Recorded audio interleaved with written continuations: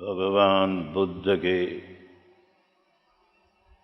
श्रद्धालु सज्जनों, सन्नारियों,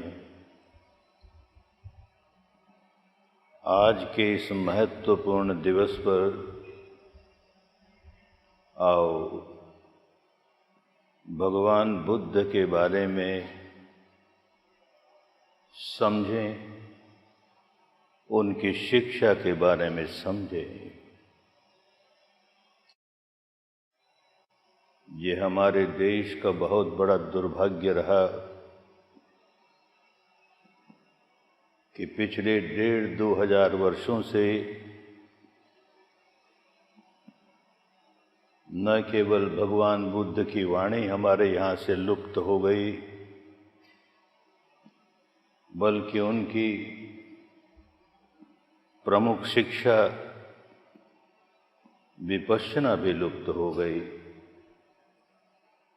लेकिन सौभाग्य की बात है कि अब ये दोनों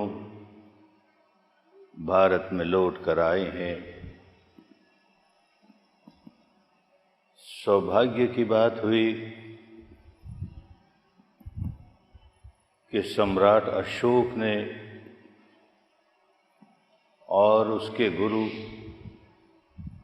भदंत मौगलिपुत्र तिस्स ने, ये दोनों भगवान की वाणी भी और उनकी प्रैक्टिकल शिक्षा भी भारत के बाहर अनेक देशों को भेजी। और भारत का सौभाग्य समझें कि उनकी वाणी इन पड़ोसी देशों में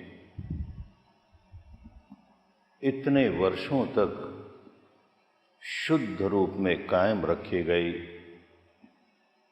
और उनकी ये विद्या,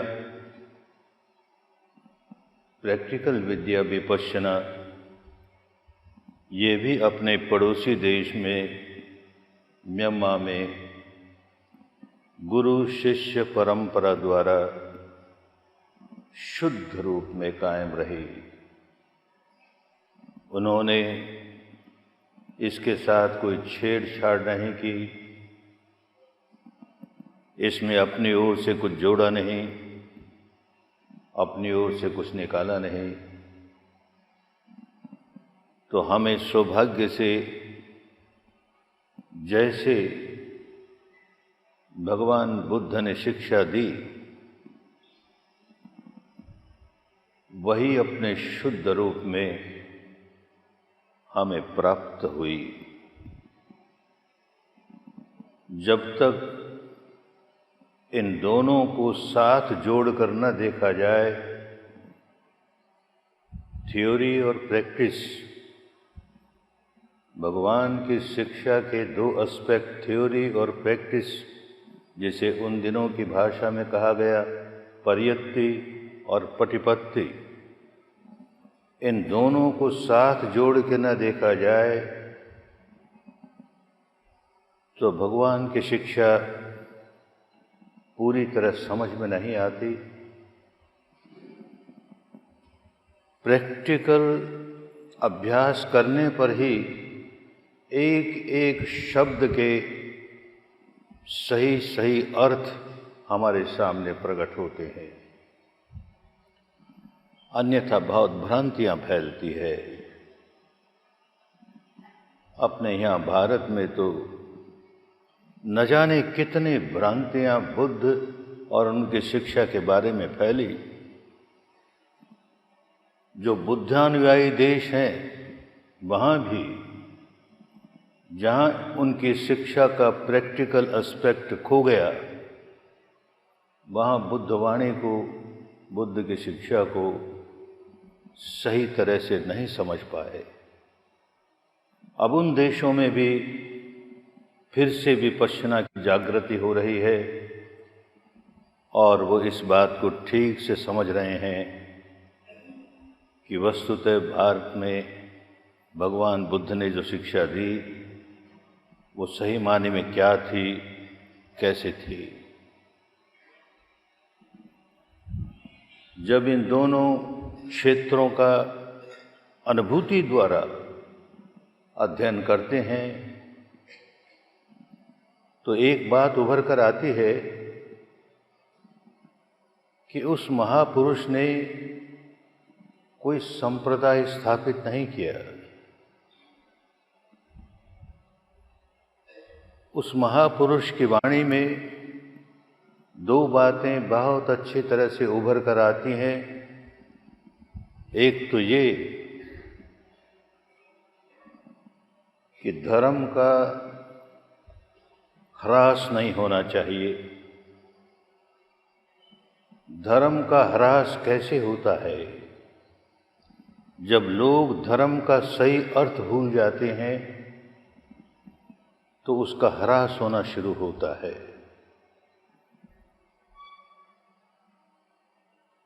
एक बड़ा कारण ह्रास का ये होता है कि धर्म का डिवैल्यूएशन होना शुरू हो जाता है, अवमूल्यन होता है।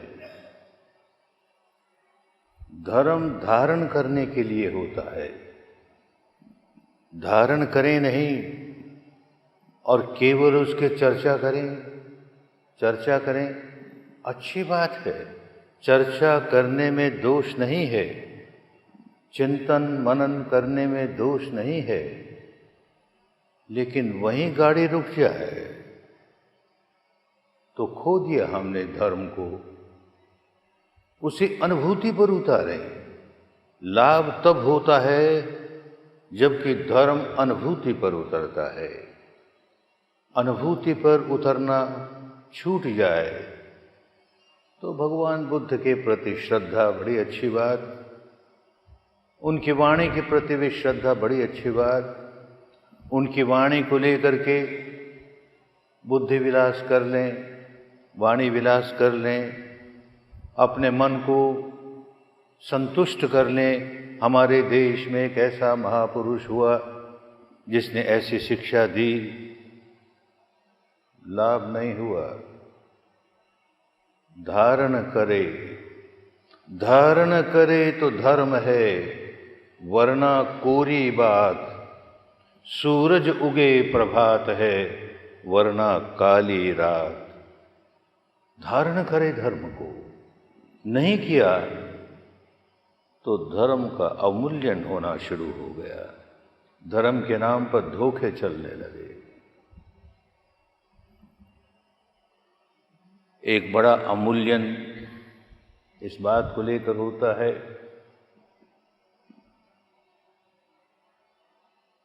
कि कोई आदमी धर्म धारण करे या न करे,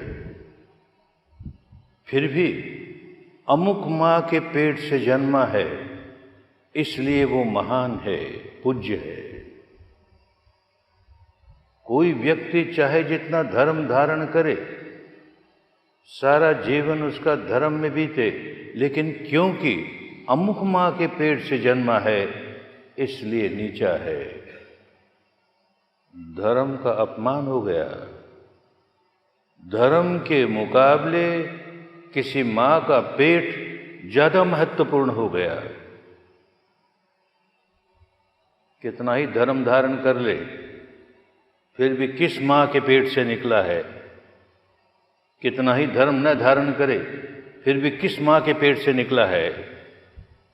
जब ऐसी अवस्था समाज में आती है तो धर्म की ग्लानि होती है, धर्म की हानि होती है, धर्म का ह्रास होता है।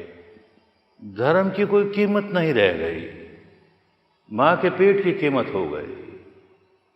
तो बुद्ध जैसा व्यक्ति धर्म की पुनर्स्थापना करने के लिए लोगों को धर्म सिखाता है। तूने धर्म धारण किया, जितना जितना धर्म धारण किया उतना उतना पूज्य है, उतना उतना महान है। तूने नहीं धारण किया तो उतना उतना गया गुजरा है, उतना उतना नीचा है। और एक व्यक्ति कितना ही नीचा क्यों न हो, वो प्रयत्न करके, परिश्रम करके, पुरुषार्थ करके एकदम ऊंची अवस्था प्राप्त कर सकता है। उसके लिए रास्ता खुला है, कोई प्रतिबंध नहीं। एक व्यक्ति धर्म धारण करने वाला बहुत ऊंची अवस्था पर है, अपनी नासमझी से जीवन में धर्म जो धारण किया था उसे भूलने लगा, उसे छोड़ने लगा, तो वही व्यक्ति बहुत नीचा हो सकता है। तो नीचा और ऊंचे का मापदंड धर्म धारण करने पर है। किया या नहीं किया, कम किया या ज्यादा किया, तो धर्म की स्थापना हुई। और एक बात उनकी वाणी से बहुत स्पष्ट मालूम होती है कि जहां धर्म के नाम पर संप्रदाय खड़े हो जाएं, उन दिनों की भाषा में संप्रदाय को तीर्थ कहते थे। तो जो संप्रदाय व्यक्ति है, संप्रदायवादी व्यक्ति है, उसे तैर्थिक कहते थे। तो भगवान बड़ी करुणा से कहते हैं, अरे बेचारा तैर्थिक है रे, ये धर्म कहाँ समझेगा। उनकी गोचर भूमि नहीं। जो संप्रदायवादी हैं, धर्म उनका क्षेत्र नहीं, उनकी गोचर भूमि नहीं, वो धर्म को समझेंगे नहीं। उनके लिए तो अपने सांप्रदायिक मान्यता, उनके लिए अपने सांप्रदायिक कर्मकांड, उनके लिए अपने सांप्रदायिक तीज त्योहार, पर्व, उत्सव यही प्रमुख हैं। धर्म धारण करना सीखेंगे भी नहीं। तो इन दो बातों के लिए बहुत स्पष्ट शब्दों में उन्होंने बार बार कहा कि जन्म से कोई ऊंचा नहीं होता, जन्म से कोई नीचा नहीं होता। कर्म से ऊंचा होता है, कर्म से नीचा होता है। और धर्म कहीं सांप्रदायिक बाड़े में न बंध जाए। धर्म सबका होता है। 15,000 पृष्ठों का उनकी वाणी का अपना साहित्य और लगभग 30-35 हजार पृष्ठों की टीकाएं, अनुटीकाएं, इतने विशाल साहित्य में कहीं बौद्ध शब्द नहीं। आश्चर्य हुआ, बौद्ध शब्द ही नहीं है। वो अपनी शिक्षा को कभी बौद्ध धर्म नहीं कहते, और जो उनकी शिक्षा का अनुगमन करते हैं, उनकी शिक्षा के रास्ते चलते हैं, उनको बौद्ध नहीं कहते सारे साहित्य में। और बुद्ध के 500 बरस के बाद तक, अब तक हमारे यहाँ जो अनुसंधान हुआ, रिसर्च हुआ, तो 500 बरस तक हमने देखा कहीं बौद्ध शब्द नहीं। न तो उनकी शिक्षा को बौद्ध धर्म कहा गया, न उनके अनुयायियों को बौद्ध कहा गया, उनकी शिक्षा को धर्म कहा गया। और उनकी शिक्षा के पालन करने वालों को धम्मिको, धम्मचारी, धम्म विहारी, धार्मिक कहा गया। धर्म और धार्मिक, धर्म और धार्मिक, बस यही शब्द हैं। बौद्ध धर्म और बौद्ध नहीं है। क्यों नहीं है समझना चाहिए कि जैसे ही कहेंगे बौद्ध धर्म तो केवल बौद्धों का होके रह गया, जैसे हिंदू धर्म हिंदुओं का होके रह गया, जैन धर्म जैनियों का होके रह गया, इस्लाम धर्म मुसलमानों का होके रह गया, क्रिश्चियन धर्म क्रिश्चियंस का होके रह गया। धर्म तो सबका है। उसके साथ ही विशेषण लगे कि उसका अवमूल्यन होना शुरू हो गया। बार बार कहा अपमानो धम्मो, धर्म असीम है, अपरिमित है, उसकी कोई सीमा नहीं। और उसे हम ससीम बना दें, छोटा बना दें, केवल इन लोगों के लिए धर्म है, तो धर्म समझे नहीं। धर्म सबके लिए है। और कोई व्यक्ति बुद्ध होता है तो सबके लिए धर्म सिखाता है। और इसी कारण से बुद्ध की शिक्षा भारत के बाहर गई, तो जहां गई वहां लोगों ने स्वीकार किया, जहां गई वहीं लोगों ने स्वीकार किया, क्योंकि वो धर्म सिखाता है। धर्म law of nature, nature of the universal law, उसको धर्म कहा। बार बार इस शब्द का प्रयोग करते हैं। धर्म नियामता, धर्म के जो नियम है, धर्म नियामता। अपने यहाँ भारत से ये शब्द लुप्त हो गए, धर्म नियामता। और कहते हैं कोई बुद्ध हो या न हो, धर्म नियामता कायम रहती है, लॉ ऑफ नेचर कायम रहता है। बुद्ध उसे खोज निकालता है, अपना लाभ करता है और बांटता है लोगों को, तो लोक कल्याण होता है। लॉ तो है ही अपनी जगह, कोई न्यूटन हो या न हो, लॉ ऑफ ग्रेविटी तो है ही, उसने ढूंढ निकाली, हमने उसका लाभ लिया। कोई गलीलियो हो या न हो, कोई आर्यभट्ट हो या न हो, पृथ्वी अपनी धुरी पर घूमती है और सूर्य का चक्कर लगाती है तो लगाती ही है, किसी ने ढूंढ निकाला, हमने स्वीकार किया, बुद्धि के स्तर पर उसका लाभ लिया। ठीक इसी प्रकार धर्म नियामता तो है ही, वो रहेगी, सदा रहेगी। करोड़ों वर्ष पहले भी वही धर्म नियामता थी, आज भी वही है और करोड़ों वर्ष बाद भी रहेगी। धर्म का मतलब होता था स्वभाव। अत्तनो स्वभाव धारेतीति धम्मो, अपना स्वभाव धारण करे, उसके लिए धर्म शब्द का प्रयोग होता था। वत्थु स्वभावो धम्मो, सजीव या निर्जीव जो भी वस्तु है उसका स्वभाव क्या है, स्वभाव को धर्म कहते थे। बात ही चले गए, सारे भारत ने विद्या खो दी, उनकी वाणी खो दी, तो बात ही पलट गई। स्वभाव क्या है?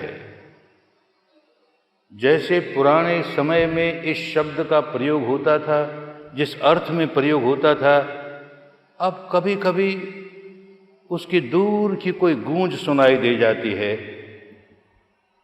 जब हम कहते हैं अग्नि का धर्म है जलना और जलाना, क्या धर्म हुआ? बौद्ध धर्म है कि हिंदू धर्म है कि जैन धर्म है कि ईसाई धर्म है? धर्म है, उसका स्वभाव है, वो स्वयं जलेगी और जो उसके लपेट में आ जाए उसे जलाएगी। अगर वो जलती नहीं और कोई उसके लपेट में आए उसे जलाती नहीं तो और कुछ होगी, अग्नि नहीं हो सकती। अग्नि है तो उसका स्वभाव है, नैसर्गिक स्वभाव है, जलेगी, जलाएगी। ऐसे ही कहें बर्फ का धर्म है शीतल होना और शीतल करना, स्वभाव है उसका, अपने आप भी शीतल रहेगी और जो उसके संपर्क में आएगा उसको शीतल करेगी। ये धर्म नियामता, धर्म स्थिति, ये शब्द इस्तेमाल किए। धर्म धर्मता, ये धर्म की धर्मता है, धर्म का स्वभाव है। ये खोज करके कहाँ पहुंचे? हमारा चित्त क्या धारण करता है, उसके लिए भी धर्म शब्द का प्रयोग किया। चित्त जो कुछ धारण करे वो धर्म, अच्छा बुरा जो भी धारण करे। तो पहले जब ऐसे शब्द सामने आए तो बड़ा अजीब सा लगा।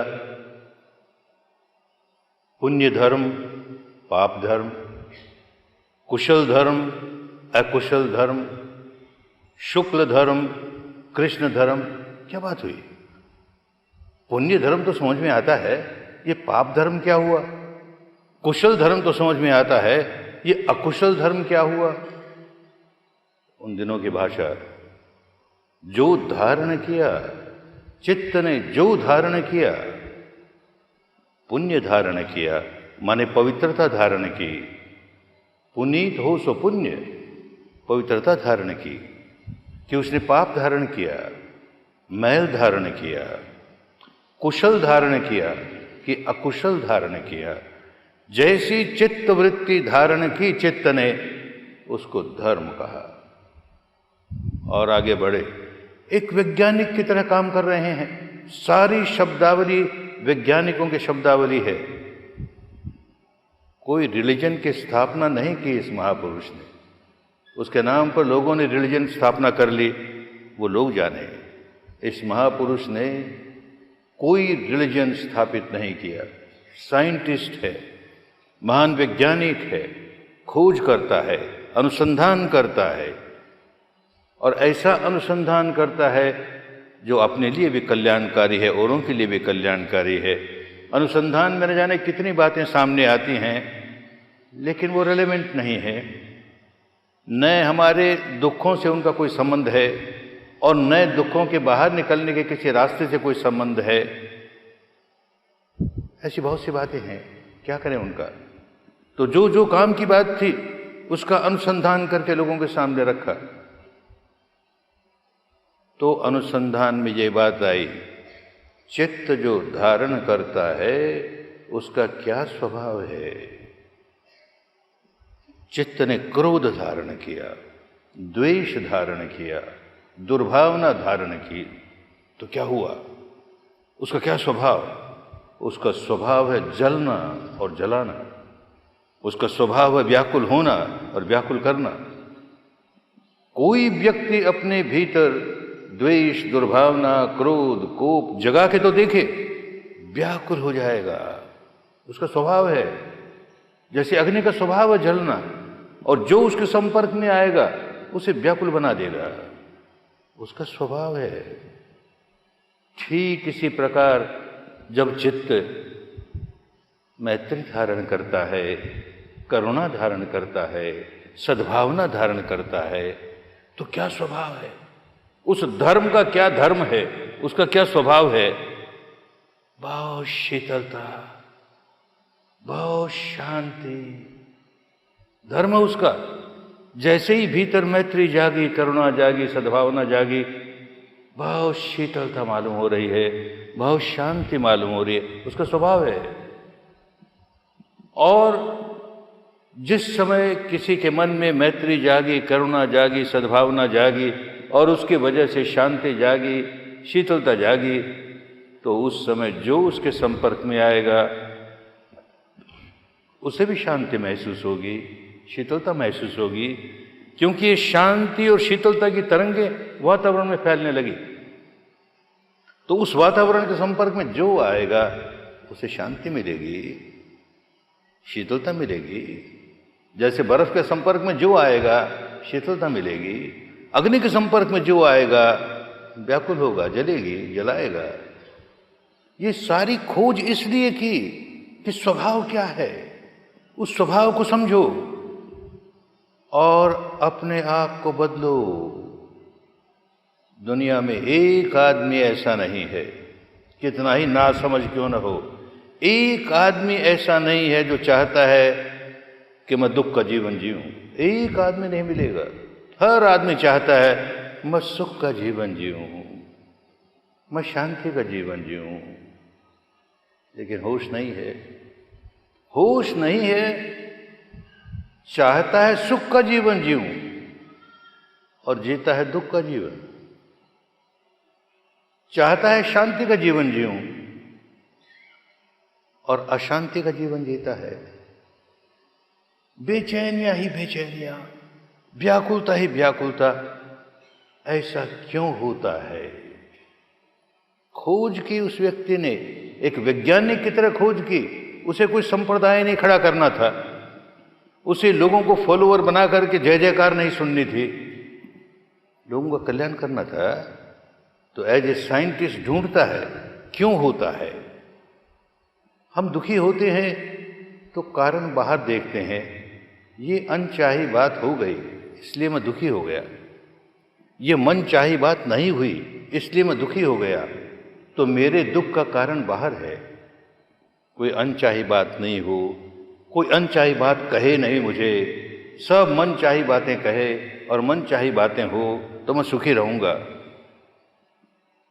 भगवान कहते हैं नहीं रे, तो बाहर की किसी भी बात को लेकर के न दुखी होता है न सुखी होता है। दुख और सुख तेरे भीतर है। घटना बाहर घटी, दुख और सुख तेरे भीतर जागा। कैसे जागा? एनालिटिकल स्टडी करके, सच्चाई के टुकड़े टुकड़े करके, डिवाइडिंग, डाइसेक्टिंग, डिसइंटीग्रेटिंग, डिसॉल्विंग, टुकड़े टुकड़े टुकड़े करके एक वैज्ञानिक की तरह देखता है क्या है ये रहस्य, क्या है, हम क्यों व्याकुल होते हैं, हम क्यों दुखी होते हैं। बुद्धि विलास नहीं कर रहा है, कोई इंटेलेक्चुअल गेम नहीं खेल रहा है, एक्चुअल एक्सपीरियंस से जान रहा है। किन गहराइयों में उतरा ये व्यक्ति। उनकी वाणी देखते हैं और विपश्यना करते हैं तो बड़ा अजीब मालूम होता है कि भारत का ही नहीं, सारे विश्व का महान साइंटिस्ट, इसके टक्कर का कोई साइंटिस्ट हुआ नहीं।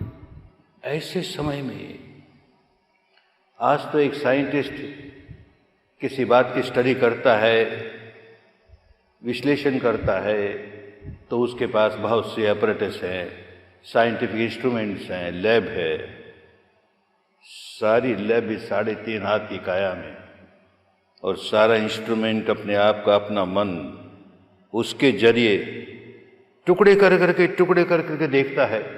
सारे शरीर प्रपंच के टुकड़े कर करके देखता है क्या है, सारे चित्त प्रपंच के टुकड़े कर करके देखता है क्या है, चित्त वृत्तियों के टुकड़े कर करके देखता है क्या है। उसे खोज करनी है, अनुसंधान करनी है। कोई परंपरा से ये बात मानी आ रही है और कोई संप्रदायवादी होगा तो हमारे संप्रदाय में ये मान्यता है, तो सारा जीवन इस बात में लगा देगा कि हमारी जो मान्यता है वो बिल्कुल ठीक है, उसकी वकालत करेगा और तरह तरह की बातें ढूंढ करके, देखो ठीक है ना, हमारे महापुरुषों ने जो कहा वो ठीक है ना, हमारी परंपरा जो कहती है बिल्कुल ठीक है ना। बुद्ध को ये नहीं करना था। सच्चाई क्या है?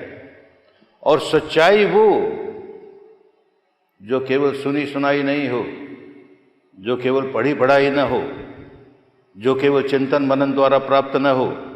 सच्चाई वो जो अनुभूति से प्राप्त हुई। मुझे जो अनुभूति हुई मेरे लिए वो सच्चाई है, किसी अन्य को अनुभूति हुई उसके लिए वो सच्चाई है। बुद्ध को अनुभूति हुई वो बुद्ध की सच्चाई है, मेरी नहीं। लेकिन सच्चाई को अनुभव को उतारने का रास्ता बुद्ध ने बता दिया, तो वही सच्चाई, चाहे जो व्यक्ति प्रयत्न करे, परिश्रम करे, पुरुषार्थ करे, वही अनुभूति है। लॉ ऑफ नेचर है, धर्म नियामता है, वो तो एक ही है। धर्म नियामता अलग अलग समाज के लिए, अलग अलग संप्रदाय के लिए अलग अलग नहीं हुआ करती। अग्नि का धर्म जलना है तो सबके लिए वो जलने का ही काम करेगी। कोई हाथ रखेगा तो अग्नि ये नहीं देखेगी कि ये हाथ रखने वाला अपने को हिंदू कहता है कि बौद्ध कहता है कि जैन कहता है कि ईसाई कहता है कि मुस्लिम कहता है। हाथ रखा है, जलेगा ही। बर्फ पर हाथ रखेगा तो बर्फ ये नहीं देखेगी कि व्यक्ति किस संप्रदाय का है, किस जाति का है, किस वर्ण का है, किस गोत्र का है, कुछ नहीं देखेगी, शीतल करेगी ही। लॉ ऑफ नेचर सबके लिए एक जैसा है। हम अपने भीतर क्रोध जगाएंगे, द्वेष जगाएंगे, तो लॉ ऑफ नेचर इस बात को नहीं देखेगा कि ये क्रोध जगाने वाला व्यक्ति हिंदू है कि बौद्ध है कि जैन है कि ईसाई है कि ब्राह्मण है कि क्षत्रिय है कि वैश्य है कि शूद्र है। क्रोध जगाया है ना, उस क्रोध को कोई लेबल नहीं लगा सकता। ये हिंदू क्रोध जगाया कि ये मुस्लिम क्रोध जगाया कि बौद्ध क्रोध जगाया। अरे क्रोध क्रोध है भाई, अग्नि अग्नि है। और उससे जो पीड़ा हुई, उससे जो जलन हुई, उसको भी लेबल नहीं लगा सकते। ये जो पीड़ा हुई, हिंदू पीड़ा हुई कि बौद्ध पीड़ा हुई कि जैन पीड़ा हुई कि मुस्लिम पीड़ा हुई, पीड़ा है, उसका स्वभाव है। ये सारी खोज उस व्यक्ति ने की। तो इसीलिए धम्म को धम्म अपमानो धम्मो अपरमित है, सीमा में मत बांधो। धर्म को किसी सीमा में बांध दिया तो उसका अवमूल्यन हो गया, डिवैल्यूएशन हो गई उसकी।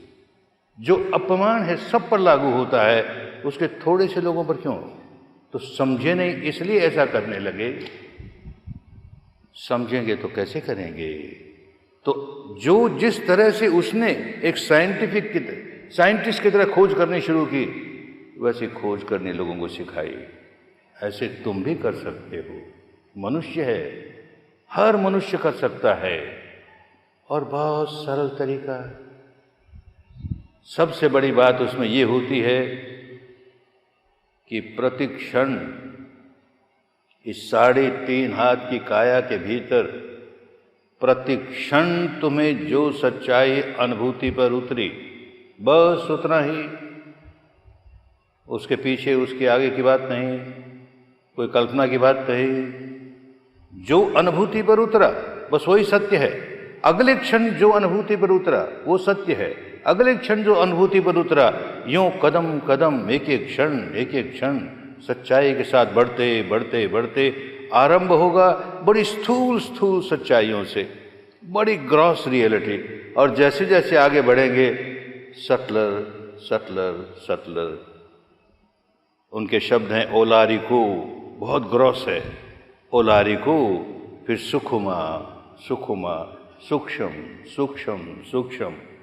उस अवस्था पर पहुंच जाएगा जहां परम सत्य है, उससे अधिक सूक्ष्म कुछ नहीं, जो शरीर और चित्त के क्षेत्र के बाहर चला गया।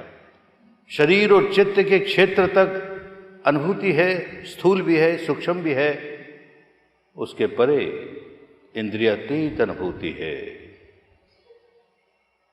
शरीर और चित्त की सारी अनुभूतियों को देख रहा है, उदय होता है, व्यय होता है, उत्पन्न होता है, नष्ट होता है, उत्पन्न होता है, नष्ट होता है, अनित्य है, अनुभव कर रहा है। कोई फिलॉसफी नहीं है। फिलॉसफी को बहुत खराब बताया बुद्ध ने। जब लोगों ने पूछा आपकी क्या फिलॉसफी है, आपका क्या दर्शन है, अरे भाई मैं दर्शन से ऊंचा उठ गया रे, तुम भी उठो। दार्शनिक मान्यताओं से ऊपर उठो तो सच्चाई समझ में आएगी, अन्यथा बांध के रह जाएगी। जो तुम्हारी मान्यता है परंपरागत मान्यता, उसे बंधे रह जाओगे, सच्चाई तक नहीं पहुंच पाओगे। दर्शन शब्द का सही अर्थ दिया हमें, जानते ही नहीं थे। दर्शन का एक अर्थ तो होता है आँख खोल करके रंग देखें, रूप देखें, आकृति देखें, दर्शन हुआ। नहीं, गलत है। दर्शन का एक अर्थ कर लिया धीरे धीरे फिलॉसफी, ये अमुक दर्शन है, ये अमुक दर्शन है, ये इस संप्रदाय का दर्शन है, ये उस संप्रदाय का दर्शन है। बिल्कुल नहीं, धोखे की बात। दर्शन का मतलब अनुभूति, विपश्यना का मतलब अनुभूति, पश्यति, दुनियादारी का अर्थ हुआ पश्यति का देखना। बुद्ध जब विपश्यना सिखाते हैं तो देखना नहीं, क्या देखेगा? पुराने जमाने का, बुद्ध के समय इस शब्द का जो अर्थ दिया गया वो अर्थ अभी भी कभी कभी सामने आता हमारे। जैसे कहते हैं अग्नि का धर्म जलना, कब कब का अर्थ आज भी आता है सामने। ऐसे ही देखने का अर्थ अनुभव करना, ये आता है कभी कभी सामने। जब कोई कहता है ये मिठाई बहुत स्वादिष्ट है, अरे तो चक्कर तो देख। चक्कर क्या देखे? चक्कर उसका रूप देखे, उसका रंग देखे, क्या देखे? ये संगीत बड़ा मधुर है, बड़ा मधुर है, अरे तो सुनकर तो देख। सुनकर क्या देखे? क्या देखे? उसका रूप देखे, उसका रंग देखे, उसकी आकृति देखे, क्या देखे? ये मखमल बहुत मुलायम है, तू जरा छूकर तो देख, क्या देखे? अनुभव करके देख। ये जो मिठाई है उसे जीभ परख के अनुभव करके देख कितनी मीठी है। ये जो संगीत है उसे सुन करके अनुभव करके जान। अनुभव करके जानने का नाम देखना हुआ करता था। बिगड़ गया हमारे यहाँ भारत में, बिगड़ गया ऐसा नहीं है। मैं देखता हूँ जितने बुद्धानुयायी देश है वो सब उल्टा अर्थ करने लगे। बुद्ध की वाणी कुछ कहती है और ये कुछ और ही समझे जा रहे हैं और ही कहे जा रहे हैं। अनुभव करने की बात, उस व्यक्ति ने अनुभव करना सिखाया। बहुत चर्चा प्रज्ञा की। क्या प्रज्ञा? एक तो प्रकृष्ट ज्ञान, बहुत उत्कृष्ट ज्ञान, वो प्रज्ञा। बुद्ध कहते हैं नहीं, जो ज्ञान तेरे भीतर तेरी अनुभूति से जागा, प्रत्यक्ष ज्ञान, वो प्रज्ञा। जो प्रत्यक्ष ज्ञान नहीं है, किसी दूसरे का ज्ञान है, हमने तो केवल सुना है और मान लिया, श्रद्धा से मान लिया, या बहुत हुआ तो उसे इंटेलेक्चुअलाइज कर दिया, बुद्धि से मान लिया, तर्कों से मान लिया, मान रहे हैं, जाना नहीं। जानने और मानने में जमीन आसमान का अंतर है। बुद्ध केवल मानने की बात पर नहीं विश्वास करते हैं, जानने की बात पर, अनुभूति पर उतारो, सत्य को अनुभूति पर उतारो तो प्रत्यक्ष ज्ञान हो गया। मेरा अपना ज्ञान है, मेरी अनुभूति पर उतरा है, परोक्ष ज्ञान नहीं है। ये प्रज्ञा हुआ करती थी, अब क्या हो गया? बुद्धानुयायी देशों में भी क्या हो गया? किसको प्रज्ञा कहते हैं? अब विपश्यना करने लगे लोग वहां पर, तो समझ में आने लगा कि बुद्ध ने क्या सिखाया। अन्यथा बुद्ध की शिक्षा भूल गए। क्या सिखाया? अनुभूति से जानो क्या सिखाया। कहता है कि ये क्यों हमको दुख होता है, तो अपने भीतर आत्मदर्शन करता है। ये शब्द का भी अर्थ बदल गया। आत्मदर्शन माने किसी आत्मा का दर्शन करता है। तो कोई आत्मा का दर्शन ऐसे करता है कि जितना बड़ा शरीर उतनी बड़ी आत्मा। कोई आत्मा का दर्शन करता है कि अंगुष्ठ प्रमाण अंगूठे की जितनी बड़ी आत्मा। कोई आत्मा का दर्शन करता है कि वो तिल के समान आत्मा। कोई करता है कि बाल के नोक के समान आत्मा। अरे रूप और आकृति की बात नहीं है, स्व दर्शन करो, स्व अनुभूति। अपने बारे में जो सच्चाई है उसे अनुभूति पर उतारो। ये विपश्यना होती थी। अनुभूति द्वारा सच्चाई को समझो। नहीं समझ रहे हो? कभी अनुभूति द्वारा अपने भीतर क्या हो रहा है जाना ही नहीं, तो उसे का अविद्या है।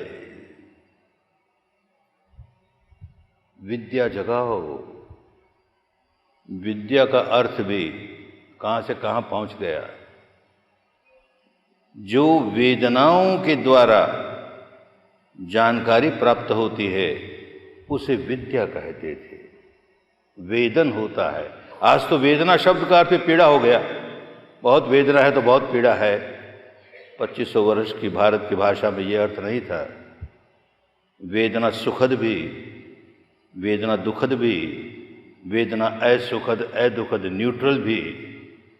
वेदना का अर्थ वेदन होना, अनुभव होना। मुझे अपने अनुभव का ज्ञान हो रहा है तो विद्या है, और अनुभव का ज्ञान नहीं है तो अविद्या है, और अविद्या है तो केवल बुद्धि विलास है। या तो अंधश्रद्धा है या बुद्धि विलास है। अनुभूति पर सच्चाई नहीं उतरी। तो जब खोज शुरू की कि दुख कैसे जागता है, कहाँ जागता है और कैसे उसे निकाला जा सकता है, तो पहली बात यही समझ में आई, अविद्या अविद्या अविद्या। अरे यही नहीं मालूम कि मेरे 3.5 हाथ की काया में क्या हो रहा है? कुछ नहीं मालूम भीतर भीतर क्या हो रहा है। जब से जन्मे आंख खुली तो बहिर्मुखी बहिर्मुखी बहिर्मुखी रहे। बाहर की दुनिया हमारे लिए प्रमुख रही। कभी अपने भीतर की सच्चाई देखी नहीं। कभी आंख बंद करके बैठे भी भीतर की सच्चाई देखने को, तो सच्चाई नहीं देखी। कोई कल्पना, कोई मान्यता, कोई फिलोसॉफिकल बिलीफ। हमारी परंपरा का ये फिलोसॉफिकल बिलीफ, हमारी परंपरा की ये मान्यता, बस करो उसकी कल्पना। सच्चाई कहाँ? और ये वैज्ञानिक है, कल्पनाओं की जगह नहीं। अपनी अनुभूतियों से जानो क्या हो रहा है। सच्चाई को अनुभूतियों से जानो तो अविद्या की जगह विद्या आई। विद्या आई तो होश आया। दुख कैसे जागता है? तो तणहा पच्छया, तृष्णा से जागता है। अब तृष्णा का अर्थ एक ही रह गया, आसक्ति आसक्ति आसक्ति। पुराने भारत में ऐसा नहीं। तृष्णा में राग और द्वेष दोनों समा गए। प्रिय को प्राप्त करने की तृष्णा, अप्रिय को दूर करने की तृष्णा, दोनों ही तृष्णा है। राग हो द्वेष हो, राग हो द्वेष हो। होश नहीं है, अविद्या है, तो भीतर ही भीतर राग जगाए जा रहे हैं, द्वेष जगाए जा रहे हैं, और जब जब राग जागता है भीतर व्याकुल हो जाता है, भीतर की समता खो दी, बैलेंस खो दिया माइंड का, एकदम व्याकुल हो गया, द्वेष जागा, एकदम व्याकुल हो गया, दुख शुरू हुआ ना।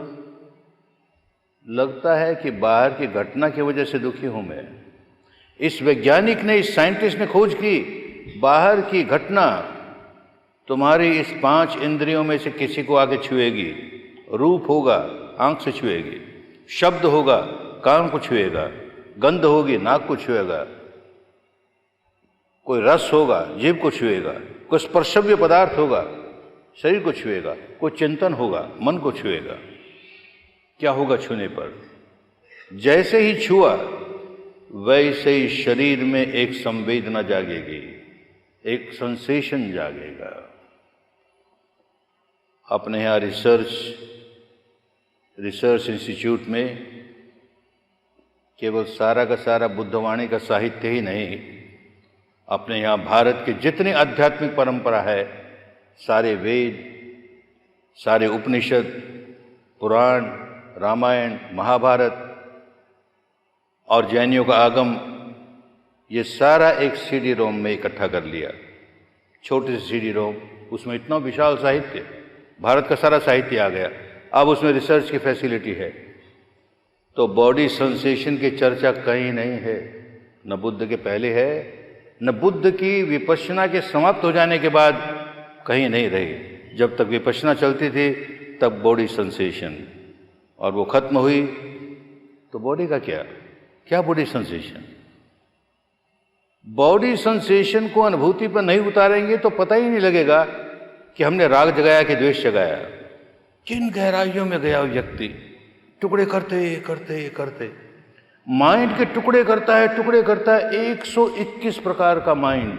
आश्चर्य होता है कहाँ तक पहुंचा, 121 प्रकार का माइंड, और 52 प्रकार की चित्त वृत्तियां, मेंटल कॉन्कोमिटेंट्स उसके साथ, माइंड के साथ उठते हैं, 52 प्रकार के।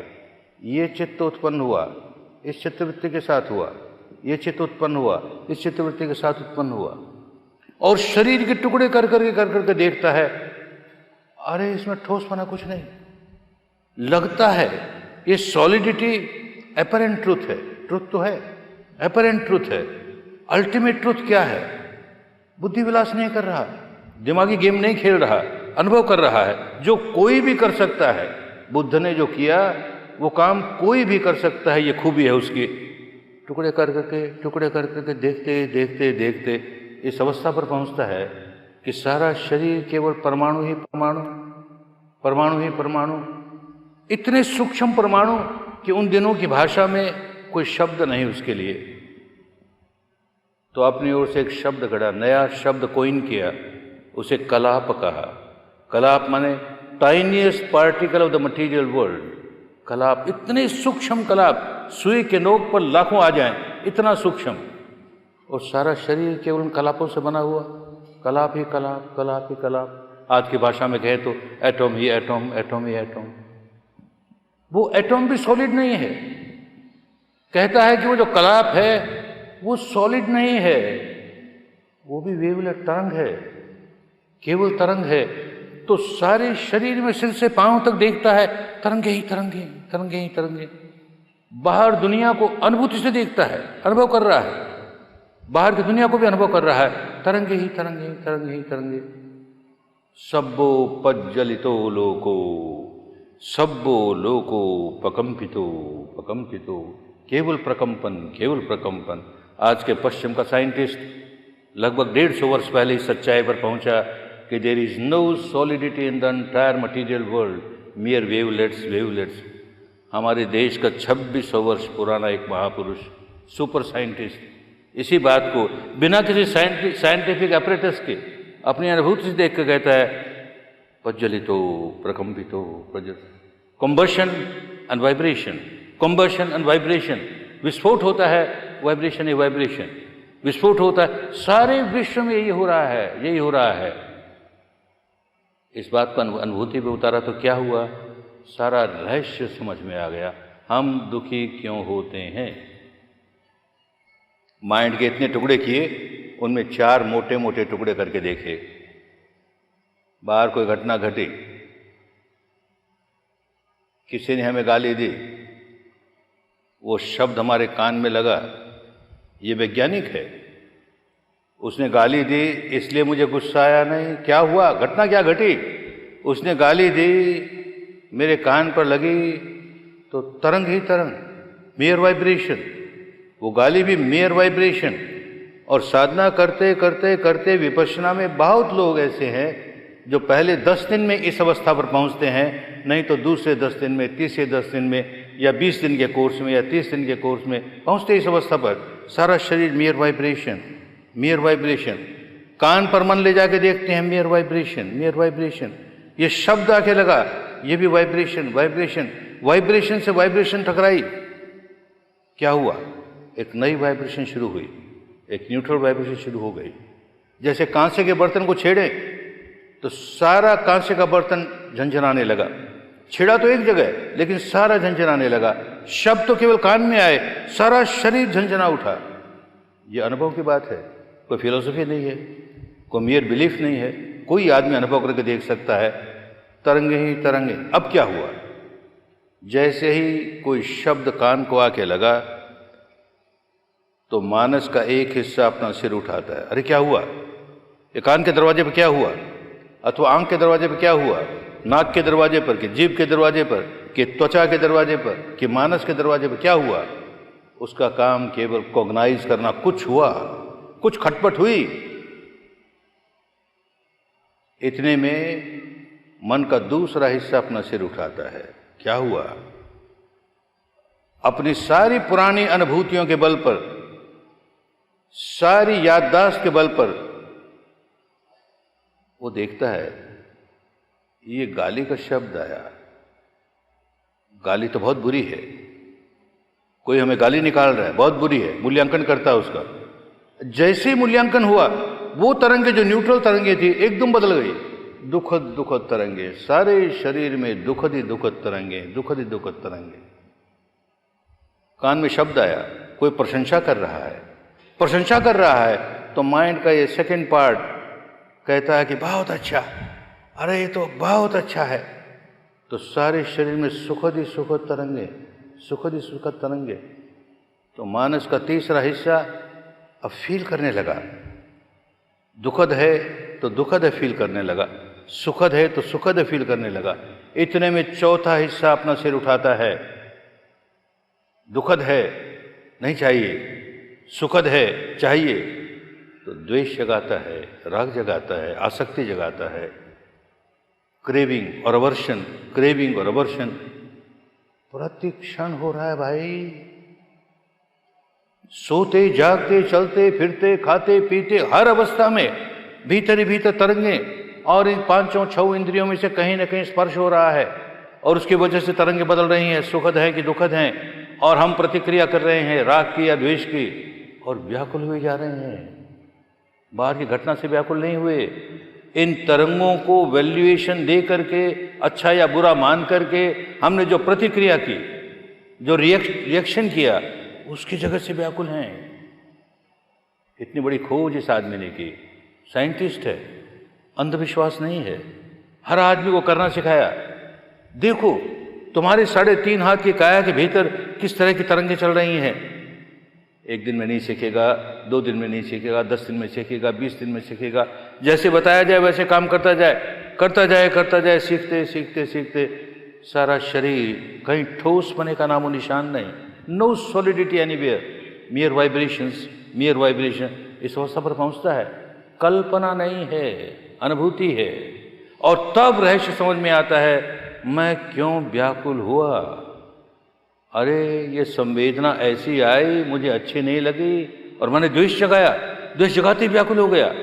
ये अच्छी लगी और मैंने राग जगाया। यहाँ इस प्रदेश में राग का अर्थ दूसरा है, मैंने आसक्ति जगाई, व्याकुल हो गया। चाहे राग जगाए चाहे द्वेष जगाए, मन अपना संतुलन खो देता है, अपनी समता खो देता है, अपना बैलेंस खो देता है, व्याकुल हो जाता है। और जैसे फिर बैलेंस हुआ, व्याकुलता दूर हो गई। तो कौन जिम्मेदार है? हर व्यक्ति अपने दुख का स्वयं जिम्मेदार है, अपने सुख का स्वयं जिम्मेदार है। उन गहराइयों तक जाकर देखे तो सही कैसे दुखी हो जाता हूँ, देखे तो सही कैसे सुखी हो जाता हूँ। ये सारी खोज केवल इस बात के लिए कि सारे समाज में सब जगह दुख ही दुख, दुख ही दुख, अनेक कारण हैं। उन कारणों को भी दूर करना चाहिए। ये नहीं कहते कि उनसे आंख बंद कर लो, जहाँ गलत बात हो रही है उसको सुधारो, सब कुछ करो, लेकिन भीतर का भी सुधारो अपने आप को। तो हर परिस्थिति में समता रहेगी, हर परिस्थिति में समता रहेगी। फिर जो करोगे निष्क्रिय नहीं बनाया। एक और बड़ी बात, लोग नहीं समझे तो गलत रूप से लेने लगे कि अब रिएक्शन मत करो, अच्छा है तो क्रेविंग रिएक्शन मत करो, बुरा है तो अवर्शन की रिएक्शन मत करो, एक्शन करो। अब एक्शन लेना है। जहाँ रिएक्शन होगा, प्रतिक्रिया होगी, वहाँ नेगेटिविटी होगी, और जहाँ एक्शन होगा वहाँ पॉजिटिविटी होगी। मन समता में है, संतुलन है। जो एक्शन लेनी होगी लेंगे, कड़ी से कड़ी एक्शन भी लेंगे, कठोर से कठोर एक्शन भी लेंगे, उसमें कटुता नहीं होगी। कठोर एक्शन लेने में कोई दोष नहीं। वाणी की कठोरता, शरीर के कर्मों की कठोरता, जहाँ आवश्यक हो वहाँ उसका उपयोग करना है, लेकिन कटुता नहीं आ जाए, उसमें कड़वाहट नहीं आ जाए। कटुता जगाते ही तो हम रोगी हो गए, हम व्याकुल हो गए, तो किसी का क्या भला करेंगे, किसी को क्या सुधारेंगे? एक रोगी आदमी दूसरे रोगी आदमी को क्या सुधारेगा? एक अंधा आदमी दूसरे अंधे आदमी को क्या रास्ता दिखाएगा? एक लंगड़ा आदमी दूसरे लंगड़े आदमी को क्या सहारा देगा? अपने आप को पहले सुधारो, स्वस्थ बनो। स्वयं में स्थापित होने को स्वस्थ कहते थे। अपने आप में पहले स्थापित हो, कोई घटना घटी झट स्वस्थ हुए। भीतर क्या हो रहा है? भीतर इस तरह की संवेदना चल रही है, मैं समता में हूं, मैंने अपना संतुलन नहीं खोया। अब जो एक्शन लेनी हो लो, बड़ी कल्याणकारी एक्शन होगी, बड़ी प्रभावशाली एक्शन होगी, उसका बहुत बड़ा प्रभाव पड़ेगा। पहले अपने आप को स्वस्थ बनाएं। अरे कितनी बड़ी खोज की इस व्यक्ति ने, कैसे आदमी दुखी होता है और क्या कारण है जिससे दुखी होता है, और क्या तरीका है, क्या निवारण है जिससे वो सुखी हो जाए। तो रास्ता बताया शील का, समाधि का, प्रज्ञा का। कोई फिलोसफी नहीं है, कोई रिलीजियस बिलीफ नहीं है। शील माने सदाचार का जीवन जीना है। क्यों जीना है? उसके पहले भी जो धर्म गुरु थे वो समझाते थे, ठीक ही समझाते थे। मनुष्य है, सामाजिक प्राणी है, तुझे समाज में लोगों के साथ रहना है, परिवार में लोगों के साथ रहना है। किसी ने घर बार छोड़कर गृह त्यागी हो गया तो भी तो समाज से संपर्क होता है। तो कोई ऐसा काम मत करो, वाणी से या शरीर से कोई ऐसा काम मत करो जिससे दूसरे लोगों की शांति भंग होती है, सुख भंग होता है, जिससे दूसरे आदमी दुखी होते हैं। ऐसा कोई काम मत करो। तुम चारों ओर अशांति अशांति पैदा कर दोगे, तुम स्वयं शांति में कैसे रहोगे? ये भारत के पुरातन उपदेश चले आ रहे हैं। सामाजिक प्राणी हो, कोई ऐसा काम मत करो कि जिससे दूसरे लोग दुखी हों। बुद्ध भी कहता ठीक है, मत करो। कोई तुम्हें मारता है तो तुमको खराब लगता है ना, तो तुम किसी को मारोगे तो उसको भी खराब लगेगा। कोई तुम्हारी वस्तु चुरा लेता है, तुमको खराब लगता है ना, तो तुम भी किसी की वस्तु चुराओगे, उसको खराब लगेगा। तो अपनी तरह समझ करके किसी दूसरे के प्रति बुरा काम मत करो। ये शिक्षा। बुद्ध एक कदम और आगे जाता है। तुम जब शील का पालन करते हो, माने हत्या नहीं करते, चोरी नहीं करते, व्यभिचार नहीं करते, झूठ नहीं बोलते, कड़वी बात नहीं करते, नशा पता नहीं करते, तो ऊपर से तो ये लगेगा कि तुम लोगों पर एहसान कर रहे हो, किसी की सुख शांति भंग नहीं करते। अच्छी बात है, लेकिन अंदर जाके देखोगे तो मालूम होगा किसी पर एहसान नहीं कर रहे, तुम अपने आप पर एहसान कर रहे हो, बहुत बड़ा एहसान कर रहे हो। भीतर जाने पर समझ में आए ना। केवल सुनने से क्या समझ में आएगा? केवल चिंतन कर लेने से क्या समझ में आएगा? केवल पढ़ लेने से क्या समझ में आएगा? अनुभूति होगी तो मान जानेगा।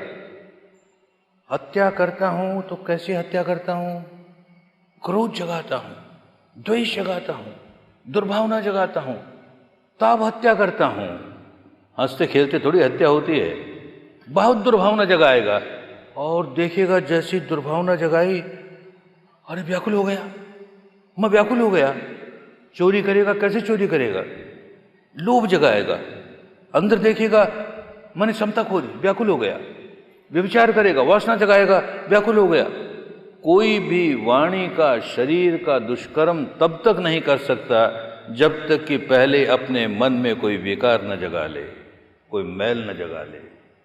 और जैसे ही मैल जगाया व्याकुल हो जाएगा, व्याकुल हो जाएगा।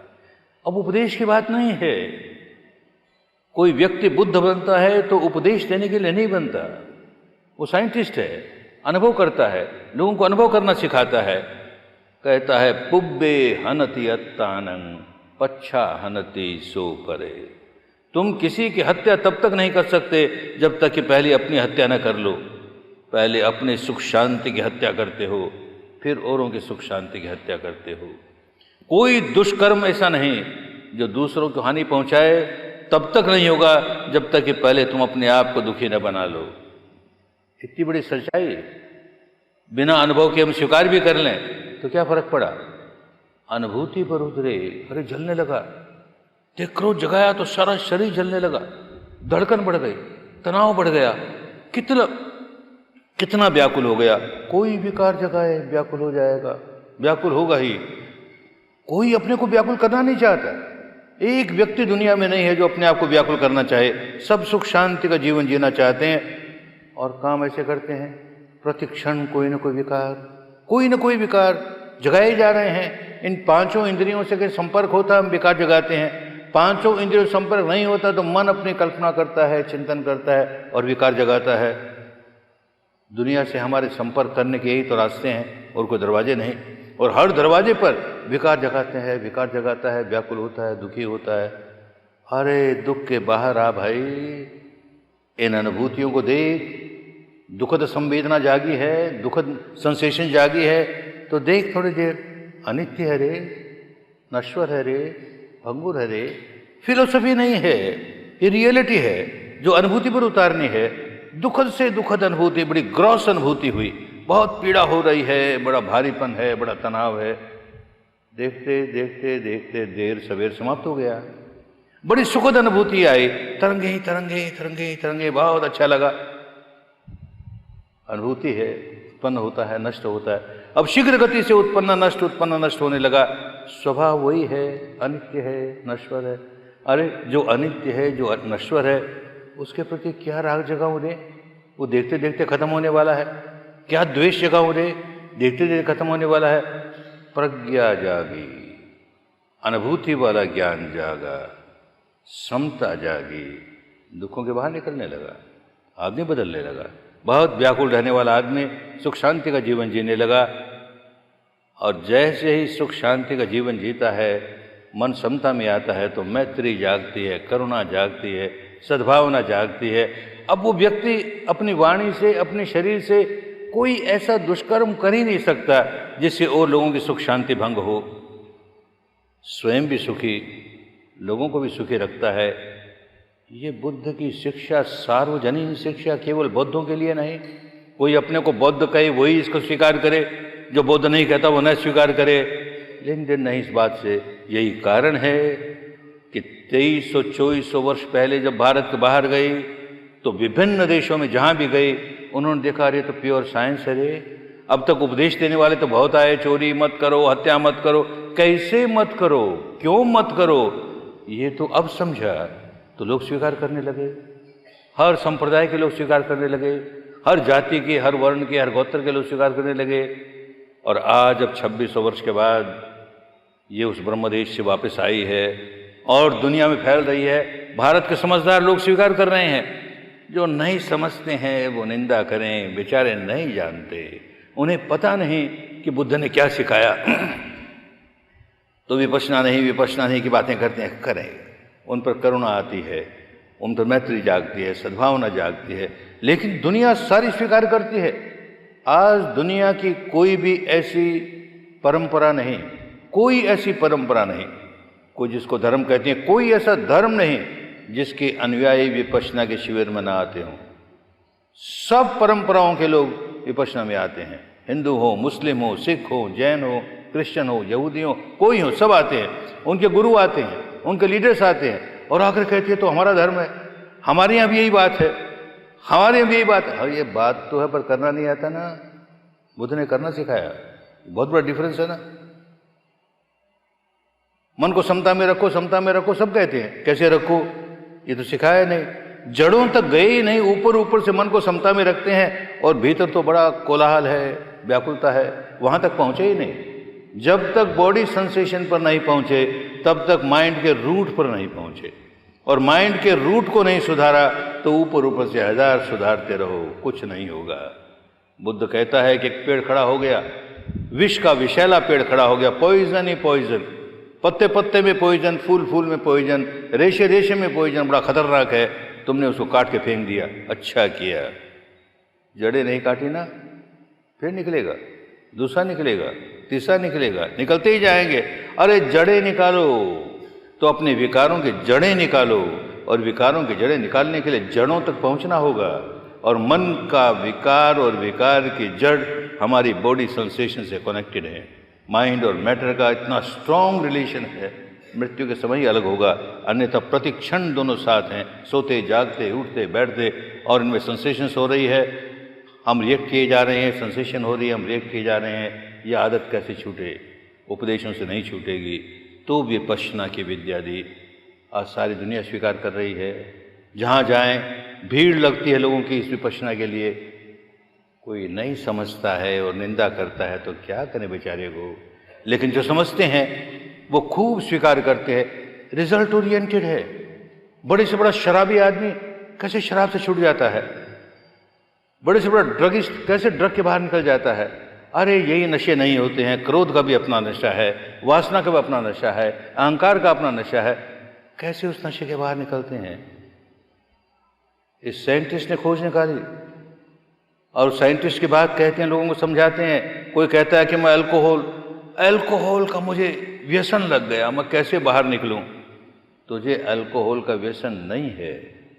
अल्कोहल लेने से तेरे बॉडी में एक सेंसेशन होता है, वो सेंसेशन तेरे डीपेस्ट लेवल ऑफ माइंड को बहुत अच्छी लगती है, और वो क्रेविंग करना शुरू करता है, ऐसी सेंसेशन चाहिए, ऐसी सेंसेशन हो चाहिए। तो और शराब पीता है, तो और शराब पीता है। अरे इस बॉडी सेंसेशन को देखना सीख जाए और रिएक्ट नहीं करे तो सारा व्यसन दूर हो गया। एक का नहीं, दो का नहीं, सैकड़ों आदमियों का कैसे व्यसन दूर हो गया, और इन विकारों का व्यसन कैसे दूर हो गया। ये बुद्ध की शिक्षा, ये महान शिक्षा, इसे समझे और इसका उपयोग करे, किसी पर एहसान करने के लिए नहीं, अपने भले के लिए, अपने मंगल के लिए, अपने कल्याण के लिए। और जहाँ सचमुच अपना भला होने लगा, अपना मंगल होने लगा, अपना कल्याण होने लगा, देखेंगे उसके साथ साथ औरों का ही भला होने लगा, औरों का ही मंगल होने लगा, औरों का कल्याण होने लगा। आज इस पावन दिवस पर जो जो इस धर्म सभा में आए, सबका मंगल हो, कल्याण हो, स्वस्ति हो, मुक्ति हो।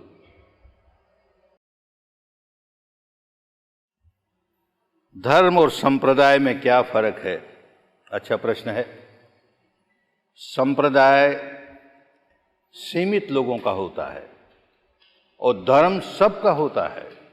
अपमानो धम्मो अपरिमित है। वो कुदरत के कानून, विश्व के विधान, निसर्ग के नियम जो सब पर लागू होते हैं, उनको धर्म कहते हैं। और संप्रदाय थोड़े से लोगों की एक संगठन है, उसे समाज कहें, संगठन कहें। संप्रदाय शब्द जरा बुरा हो गया लोगों की नज़रों में।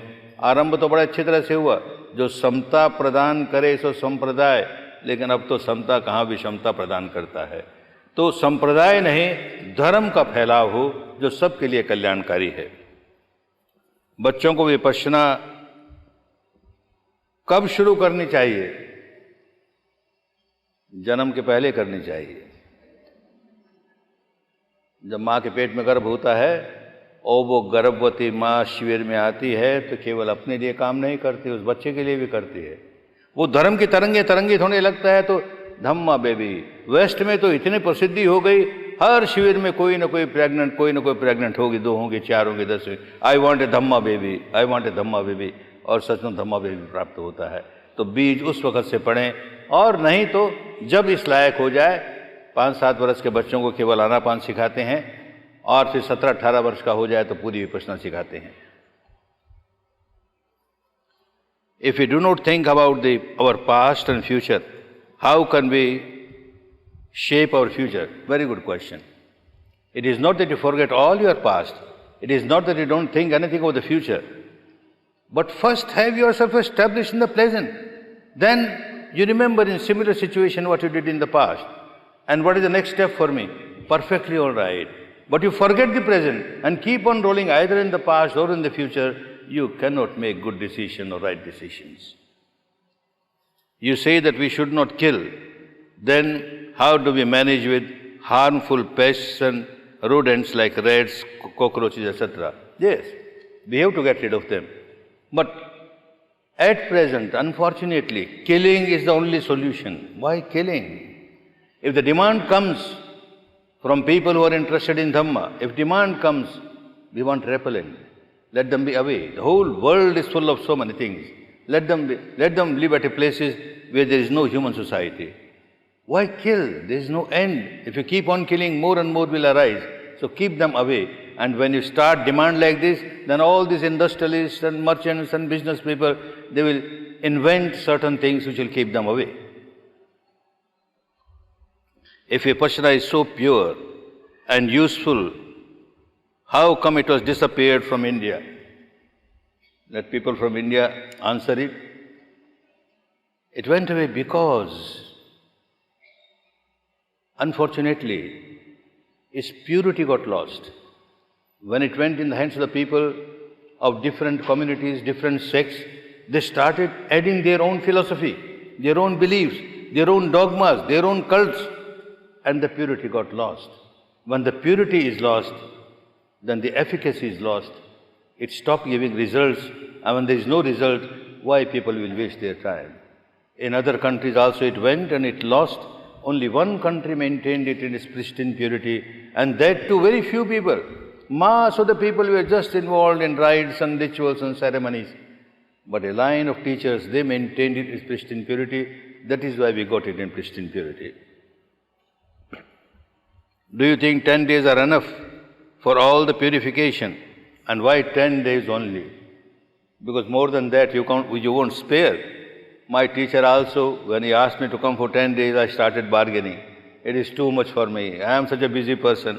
How can I spare 10 days? Please teach me in 1 day and the rest I will do at my home. Nothing doing. It is a minimum to make a deep operation of the mind, to reach the depth of the mind. But that is not enough. Courses are given for 20 days, for 30 days, for 45 days, for 60 days, and now next course is coming for 90 days. And then only you can reach the stage where you can make such a deep operation of the mind and understand the whole activity of the mind, how it works. Otherwise, activities you understand, but it's more superficial. You won't go to that depth. How does smoking or any other addiction come in the way of Vipassana? Any addiction, that means you do not know what is happening within you. When the addiction is there, that means the addiction is for the sensation that you experience. And you have become a slave of that sensation. Every time you crave for that sensation, you crave for that sensation. Without that, you are such a miserable person. If you come out of it, you are a happy person. You are free from all the misery. बच्चों के शिविर में 17 वर्ष के बालकों को नहीं लेते, उसे विपश्यना शिविर में नहीं लेने का क्या कारण है? पकना चाहिए जो काम कर सके, इसलिए 18 वर्ष की लिमिट रखी। लेकिन कोई कोई केस में ले भी लेते हैं, जब देखते हैं कि ये युवक या युवती इस योग्य है कि कर पाएगा तो लेते हैं।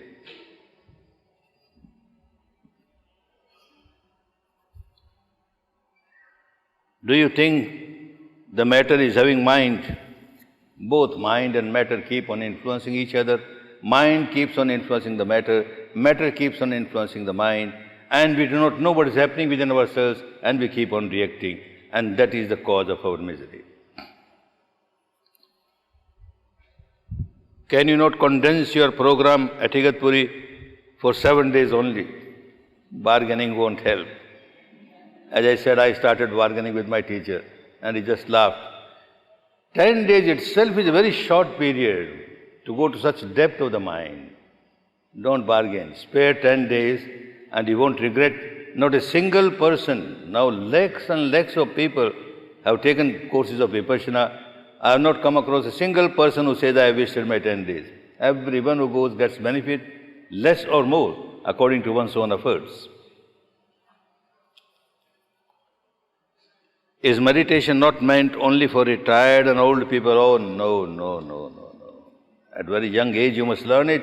It is an art of living, how to live peacefully and harmoniously within, and how to generate nothing but peace and harmony for the atmosphere outside, so that others can also live in peace. So the whole life, it is necessary. At the end of the life, you want to learn it. For how long you will practice it? One difficulty will be at that time, it will be so difficult for you to control your mind, because mind will become a slave of your habit pattern. Will Vipassana make me lose my competition spirit? No. But the madness will go. You have a certain aim and you have to achieve it. You work hard to achieve it, nothing wrong. But if you start craving for it and you don't work properly, only craving, you won't reach your goal. So learn without craving how you can work hard. Does Vipassana change the way one looks at the physical world? Certainly. It makes a big change because the mind gets changed. Now the mind is only reacting. Every time you come across any object of any sense door, you start reacting. And every time you react, you lose the balance of your mind. So you will start living a balanced mind, a peaceful mind, harmonious mind.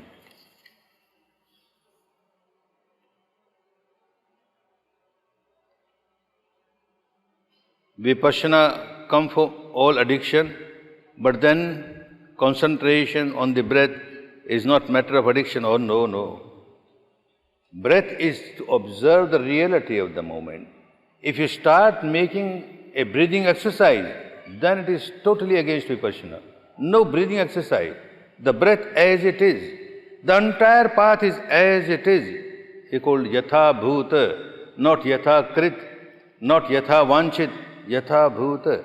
If it is long, it is long. If it is short, it is short.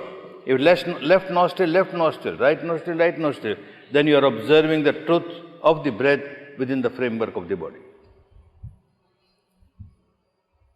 Can you reach the state of seedless samadhi with Vipassana? Certainly.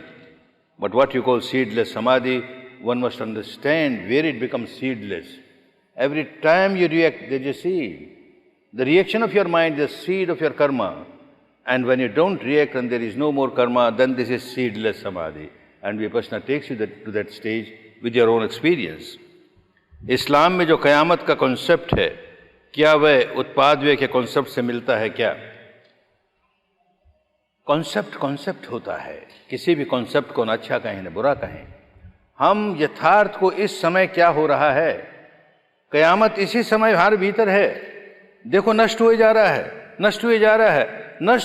और हम व्याकुल नहीं हैं. तो दुनिया में जब भी कुछ नष्ट होगा हम व्याकुल नहीं होंगे. तो व्याकुलता से बाहर निकलने के लिए क़यामत को अपने भीतर देखें, नियामत को अपने भीतर देखें, दोनों को अपने भीतर देखें. बार बार शिविर में आकर कैखे पढ़ने का क्या लाभ? आरंभ तो कैखे से ही होगा, पर डॉक्टरेट करने के लिए बार बार आना होता है, लंबे शिविर लेने पड़ते हैं. तो बार बार जो आते हैं पहले पुष्ट होने के लिए. इतनी बात तो ठीक अच्छी तरह अनुभूति पर उतार ली, समझ गए. अब इसके आगे एक कदम उठाने हैं तो आगे एक कदम सिखाते हैं. During Vipassana, long hour sitting is required. Is it any way harmful to aged or physically weak people? No. Neither people are asked to sit for a long time. You can change your posture only after Vipassana 3 times 1 hour, and that also if you feel like changing, you can change it. Nothing wrong. And if there is some physical ailment, we don't press people to sit on the floor. They can sit on the chair and meditate easily, comfortably. There is no exercise of body. It is exercise of mind only. मैं शिविर के दौरान योगा का अभ्यास क्यों नहीं कर सकता? क्योंकि समय बहुत थोड़ा है. 10 दिन का समय इतना कम है.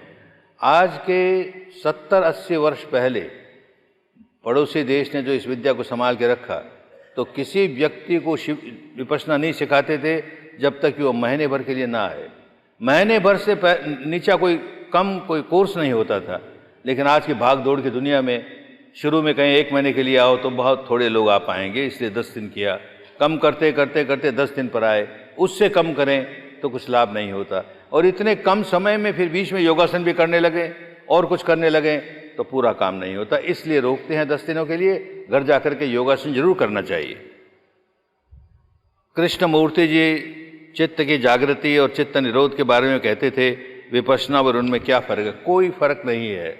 मैं उनसे मिला हूँ और सारी बातें उनसे हुई है, वो खूब समझते हैं। लेकिन क्योंकि ध्यान के नाम पर, साधना के नाम पर न जाने कितनी टेक्निक चल पड़ी, और टेक्निक उसको कहती हैं जहाँ एक आदमी एक आलम्बन से बंध जाए। तो इसमें तो किसी एक आलम्बन से बनता नहीं, क्योंकि बदलते रहते हैं। तो उन्होंने कहा दिस इज़ नो टेक्निक। और दूसरी बात जिसका उन्होंने विरोध किया, गुरुडम का, जहाँ गुरु कहता है कि मैं तुम्हें तार दूंगा, अरे तुमसे क्या होने वाला है, मैं कर दूंगा, मेरी शरण आ जाओ, तो वहाँ धोखा है, एक्सप्लॉइटेशन है। तो यहाँ कुछ नहीं ऐसा, कोई किसी को तारने वाला नहीं, स्वयं अपने आप को तारना है। कोई विद्या सिखा देगा, कोई रास्ता दिखा देगा, चलना तो खुद पड़ेगा। तो कोई गुरुडम नहीं। मूर्ति पूजा में क्या बुराई है? कोई बुराई नहीं, अगर समझ के की जाए। जिस किसी देवी की, देवता की, बुद्ध की, महापुरुष की, किसी की भी मूर्ति है, उसको देखते ही उसके गुण याद आए। इस व्यक्ति के क्या गुण, और वो गुण हमारे अंदर आए, ये प्रेरणा जागे, तो मूर्ति बहुत काम की हुई। और केवल सिर झुका करके ये मान लिया अब तो इनकी कृपा हो जाएगी और हमारे सारे दुख दूर हो जाएंगे, हम मुक्त हो जाएंगे, तो मूर्ति के नाम पर धोखा हो गया, उससे बचना चाहिए। Will Vipassana cure any physical diseases? No, don't come to Vipassana to cure any physical disease. It is to purify your mind, to take away all the diseases of the mind. But there are many physical diseases which are psychosomatic, based on the mind. They will automatically go away. But don't come for that. When I went for my migraine headache, my teacher didn't give me admission. He said, forget that. This is a high valued spiritual path of your country, and you are devaluing it. You are coming for the migraine headache. No, I won't take you. If you come for the purification of the mind, to achieve the high goal of the spirituality, then come. Yes, I will teach you. So come to Vipassana, keeping in mind the high spiritual goal. During the course, how much time per day we will have to devote? The management here will give you the program, and you will understand from that. To live is to feel, to sense and respond. How do? Better not to respond. You respond, but in a positive way. If you react, a blind reaction is always a bad response.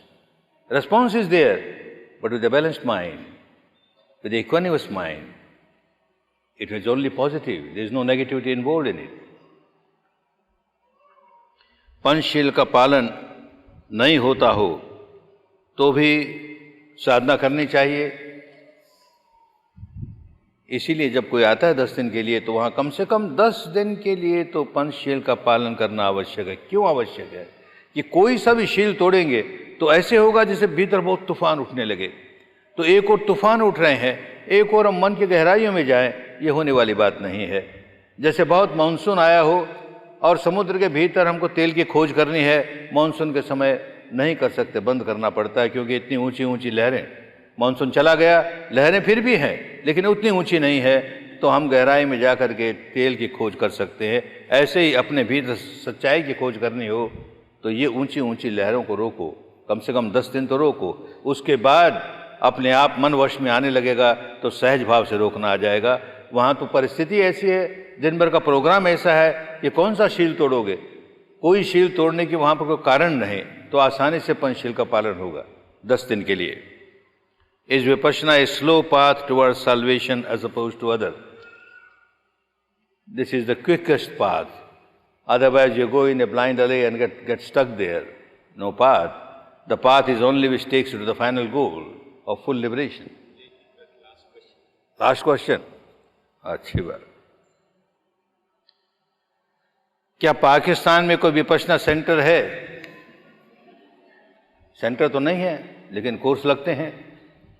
Pakistan वालों को भारत सरकार visa नहीं देती तो बेचारे आते हैं भागे हुए, नेपाल के सेंटर में आते हैं, बर्मा के सेंटर में आते हैं। सबको अच्छा लगता है, किसी संप्रदाय का हो। और अब तो पाकिस्तान में शिविर लगने लगे। अच्छा लगता है लोगों को, अपनी सी बात लगती है, तो कौन विरोध करेगा? हम मॉरलिटी का जीवन जिए, मन को वश में करें, मन को निर्मल करें और उसका परिणाम अच्छा हो, अभी हो, तो कौन विरोध करेगा? सब स्वीकार करते हैं। धीरे धीरे फैलेगी, सारे देशों में फैलेगी। पाकिस्तान में बहुत दुखियारे हैं, जैसे हिंदुस्तान में बहुत दुखियारे हैं। दोनों ही देशों के दुखियारे लोग धर्म को स्वीकार करके इस रास्ते चलकर अपने दुखों के बाहर आएं। खूब मंगल हो, खूब कल्याण हो, खूब स्वस्ति हो, मुक्ति हो। सबका मंगल, सबका मंगल, सबका मंगल होए रे। तेरा मंगल, तेरा मंगल, तेरा मंगल होए रे। जन जन मंगल, जन जन मंगल।